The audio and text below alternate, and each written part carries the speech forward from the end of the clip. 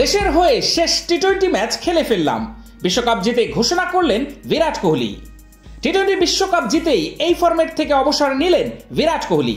ম্যাচের সেরার পুরস্কার নিতে এসে নিজের মুখে কথা ঘোষণা করে দিলেন বিরাট কোহলি।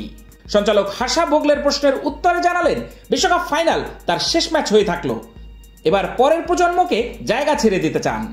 শনিবারের ম্যাচে ধৈর্য রেখে 76 রানের ইনিংস খেলেন কোহলি। শেষ পর্যন্ত ওই ইনিংস ভারতকে বড় স্কোরে দাঁড় করিয়ে দেয়। কোহলি ম্যাচের সেরার পুরস্কার নিতে এসে বলেন, এটা আমার শেষ টি-20 বিশ্বকাপ ছিল। ঠিক যেটা অর্জন করতে চেয়েছিলাম সেটাই করেছি। মাঝে মাঝে এটা মনে হয় যে আপনি হয়তো রান পাচ্ছেন না, তারপরেই একটা বড় রান চলে আসে।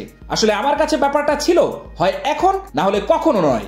তখনও কোহলি পরিষ্কার করে ইঙ্গিত দেননি যে তিনি টি-20 থেকে অবসর নিচ্ছেন। সঞ্চালক ভোগলে আবার সেই প্রশ্ন করেন। কোহলি বলেন, এটাই ভারতীয় দলের হয়ে আমার শেষ টি-20 স্মুথ শেভিং এর জন্য শুধুমাত্র কুল, নাথিং এলস ম্যাচ ছিল। আমরা বিশ্বকাপ জিততে চেয়েছিলাম। জোর করে কোনো পরিস্থিতি তৈরি করার থেকে পরিস্থিতির সঙ্গে মানিয়ে নেওয়া উচিত। সবাই জানতো এরপর কি হতে চলেছে। এটাই সময় নতুন প্রজন্মের হাতে দায়িত্ব তুলে দেয়ার। অসাধারণ সব ক্রিকেটার রয়েছে দলে, ওরাই দলকে সঠিক পথে এগিয়ে নিয়ে যাবে এবং দলকে আরো উঁচুতে তুলবে। টি-20তে 125টি ম্যাচ খেলেছেন কোহলি। 48.69 গড়ে 4188 রান করেছেন তিনি।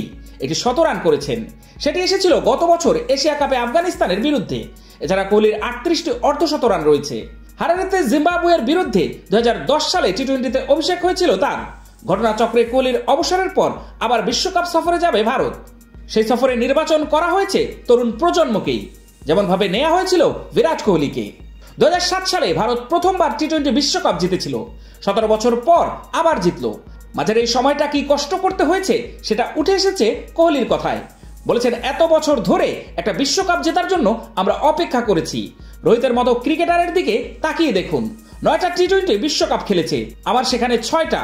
রোহিত এই ট্রফির যোগ্য। এই মুহূর্তে আবেগ ধরে রাখা আমার কাছে কঠিন।